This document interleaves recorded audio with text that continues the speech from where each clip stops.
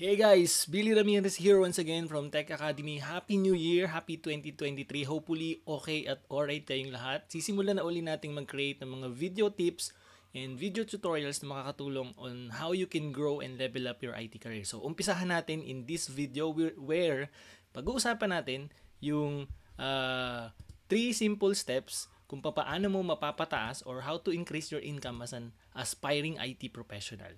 Okay, so you probably see this on my email or on my Facebook post, pero para doon sa mga gusto mag-consume ng content via video format, para sa inyo to. Okay, so these simple steps is basically napakasimple lang. You probably see or heard this or probably nagawa mo na or nangyari na sa'yo, pero just in case hindi pa, or just in case ang New Year's resolution mo ngayong 2023 is to increase your income to at least 2x or 3x or even 5x at the end of the year, these tips might help. Okay? So, panoorin mo lang, i-internalize mo and see what you can do and how you can apply it on your own IT career. Are you ready? Let's go. So, tip number 1 is basically acquiring a new skill. Okay? So, alam naman natin na sa IT industry, sa IT career is basically hindi tayo uunlad or maiiwan tayo kung hindi tayo mag-a-adapt sa mga bagong skills or technology na nilalabas sa market. Okay, so ang the best or ang pinakamaganda mong gawin to really increase your income is basically acquire a new skill. So hindi lang basta skill, yung mga skills na highly paid, yung mga skills na in demand at yung mga skills na hinahanap sa market right now. So ano-ano yung mga skills na yon?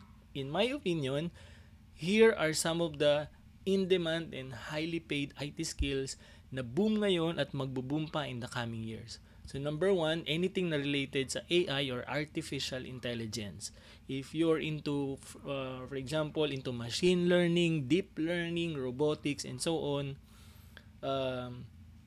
hindi ka mawawalan ng opportunities. Kung nandyan yung passion mo, kung nandyan yung hilig mo, ika nga, or kung nandyan yung ginagawa mo ngayon, probably you just need to level up. So, makakatulong yan para mag-increase yung skills mo and in proportion, mag-increase yung salary mo.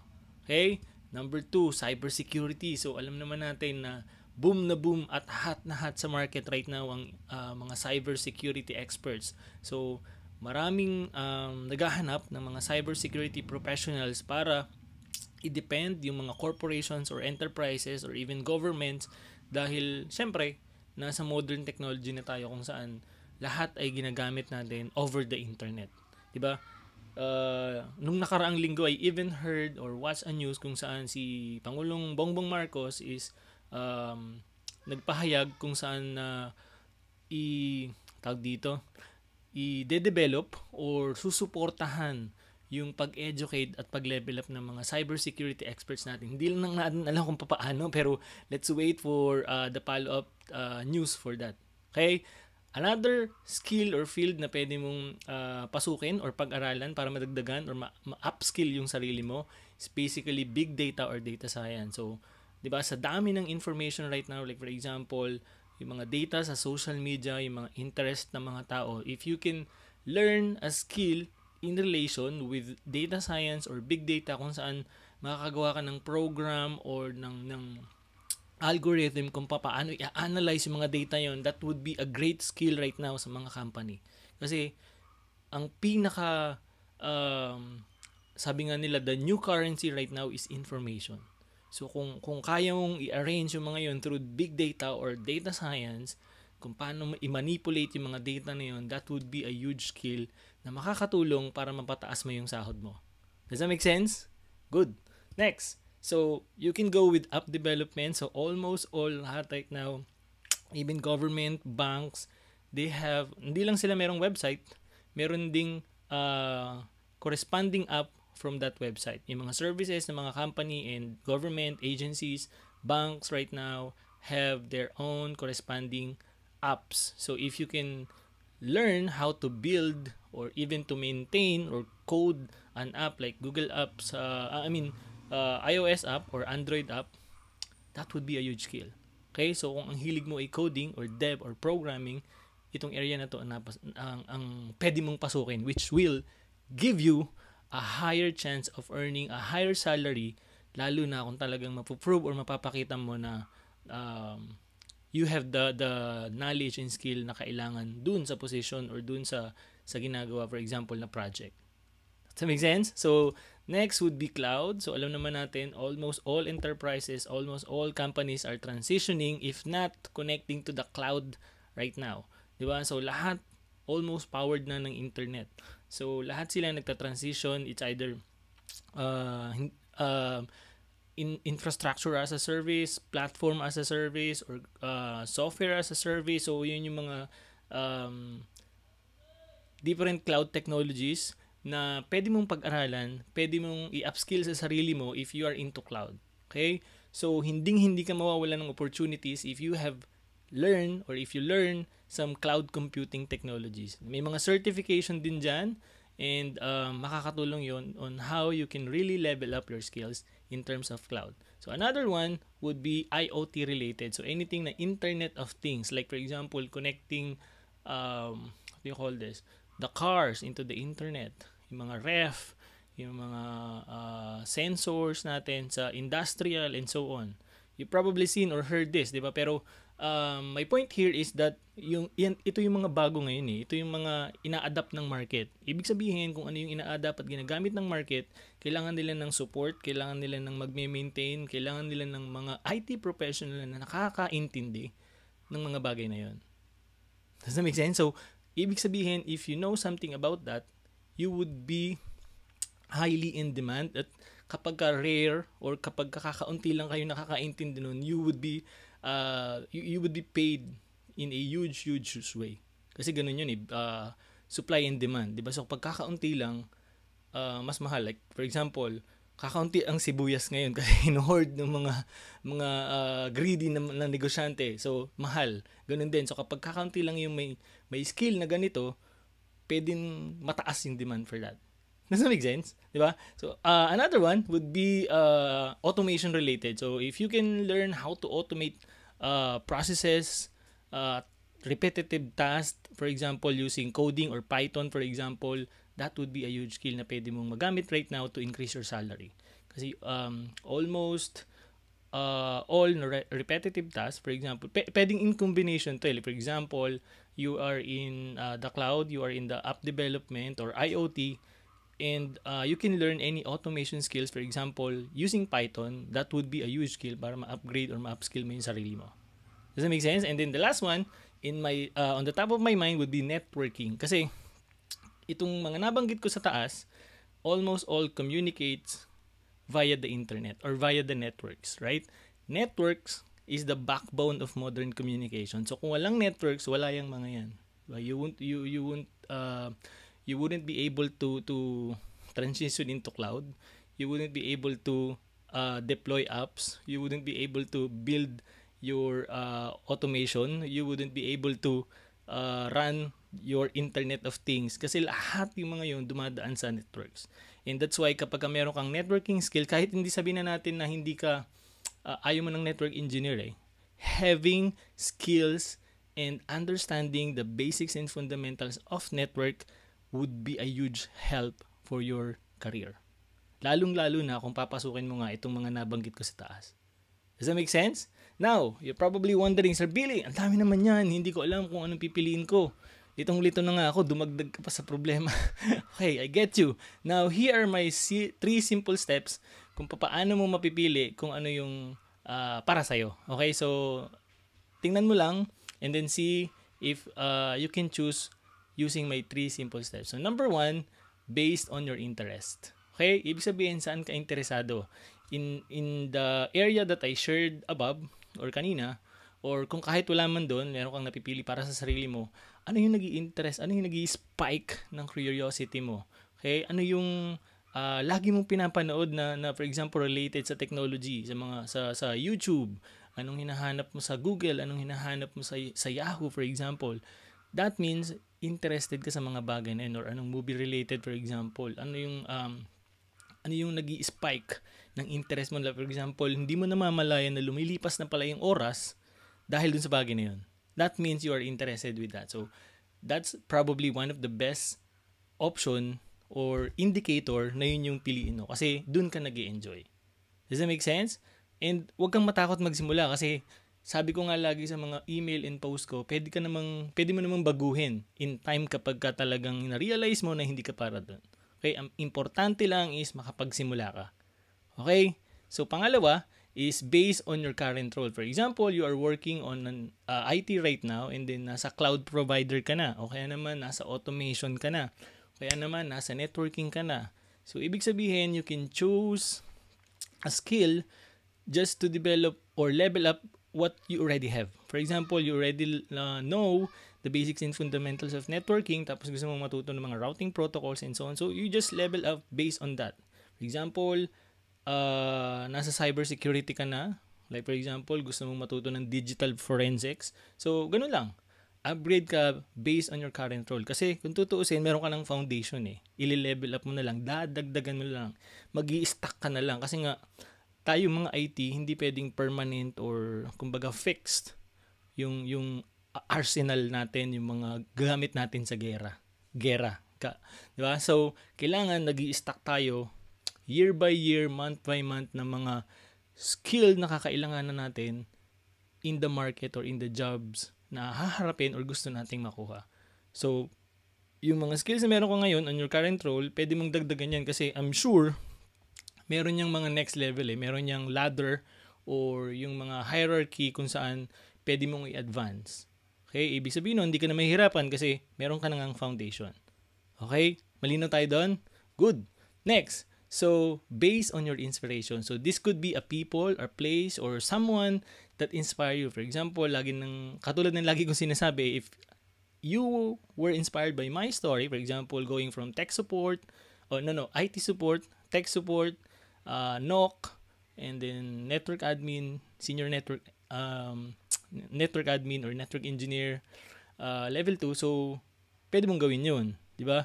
Now, if you have, for example, may pinsan ka na nag-IT sa barko, nasa Singapore, o kaya naman sa Europe, and so on, and that inspires you to have that kind of life, to have that kind of job, for the sake of humanity, do it.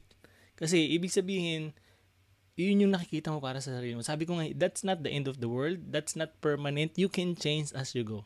Kasi hindi mo malalaman kung ano talaga yung gusto mo or kung ano yung para sa'yo kapag hindi mo sinubukan. Okay? Kasi dadating yung time, taon na yung lumipas, ang tagal na, puro ka lang plano, puro ka lang analysis, paralysis, walang nangyayari. So, ang pinakamaganda is just you choose something, you decide, and then you take action. Okay? So, these are the 3 simple steps para mapili mo kung ano yung para sa'yo. And once you figure out, once you knew, for example, once you realize kung alin talaga yung gusto mo para sa mga yan, decide and take action. Yun yung importante. Okay? So going back, let's go ahead and talk the number 2 tip. So let's say sabihin na natin na nakapag-acquire ka na ng skill based on this in-demand and highly paid IT skills na shinare ko. Ang pinaka next step mo is of course to follow up. Kasi aanhin mo naman yung mga skills na yun kung hindi naman tumataas yung salary mo. Kasi dapat mabawi mo yung investment mo and then you grow, ika nga. So, ang tip number 2 natin is negotiate a promotion. Okay? So, basically, sabihin na natin na okay ka naman dun sa bago mong trabaho. Okay? Nag-i-enjoy ka naman. Gusto mo yung culture ng company. So, basically, you can stay and then ask for a promotion. So, there are 2 things na pwede mong gawin para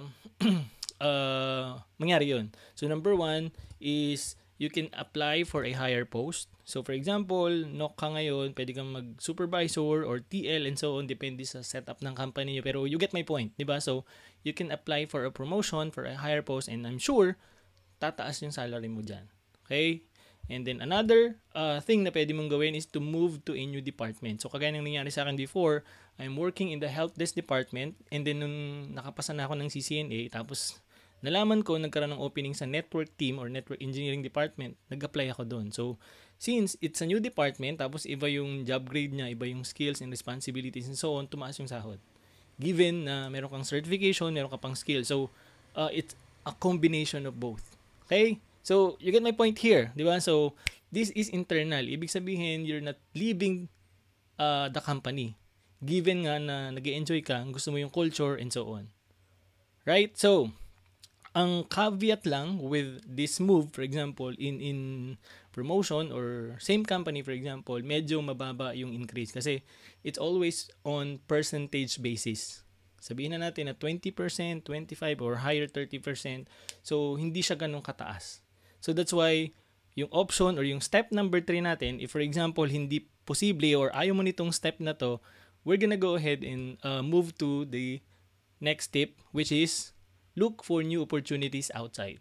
Ibig sabihin, you're gonna go ahead and resign. Hindi pa muna ha, maghahanap ka muna ng trabaho bago ka mag-resign and then saka ka mag-resign. Okay, so what I mean is, pinaka the best step mong gawin is while you are working on your job right now, hindi ka muna magre-resign, you can apply online.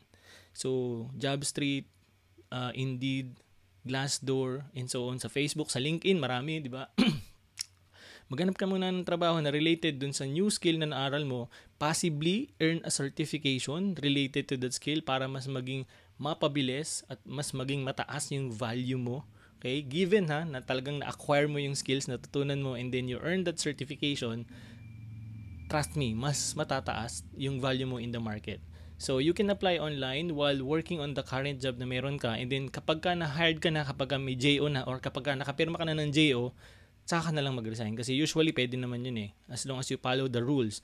Usually, yung new company mo will give you 30 days for the transition. So, pwede kang mag-resign after mo ma-hire and then you're gonna render 30 days din. So, pagkatapos mo mag-render, lipat ka dun sa bago. Usually, ganun yung nangyayari. Okay? So, you can apply online. Again, ang pinaka-best move here is wag ka muna mag-resign habang wala pa. Saka ka na mag-resign kapag napirmahan mo na yung job order. Okay? At talagang sure na may lilipatan ka na. Does that make sense? Good. Next tip would be ask help from friends. Ito yung pinakamadali. This will speed up the process.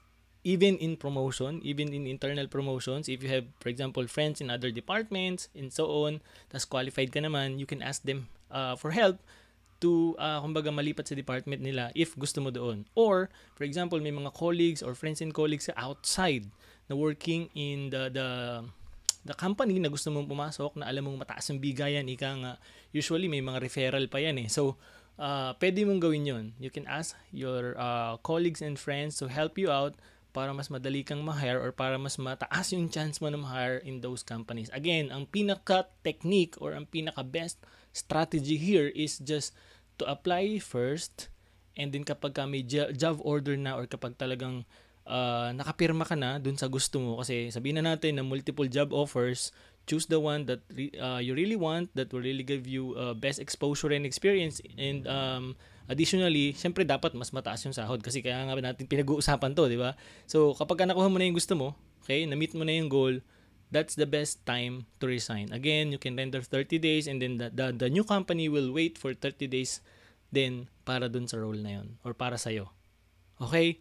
So, I hope these 3 simple steps, 3 simple career tips help you or give you at least some awareness na magamit mo para mapataas yung salary mo ngayong 2023. And it takes time. Okay? So, although these are 3 simple steps, hindi siya ganun kadali i-implement kasi ang pinaka-importante dito is yung tip number 1. You acquire and learn a new skill.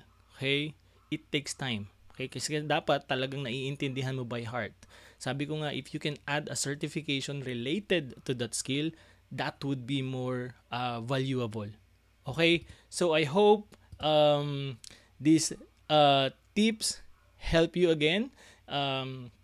If you, for example, if you are planning to resign, if you're planning to move out and gusto mo nang tumaas yung sahod mo kasi ilang taon nang hindi tumataas. Kasi ganyan nangyari sa akin eh.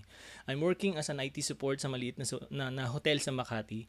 And then almost 2 years na hindi naman tumaas yung sahod ko, tapos paulit-ulit lang ginagawa. So that's why I resigned. In another company, tumaas yung sahod ko, na iba yung ginagawa kahit papaano. And then ganun din ang ginawa ko nung mga susunod. Nag-upskill naman ako with learning CCNA, CCNP, and then of course, yun nga, applying promotion in different departments. Okay? So again, Happy New Year sa inyong lahat. I hope these 3 simple steps provide you some value. If you can add something, put them on the comment section below and I'll read them one by one.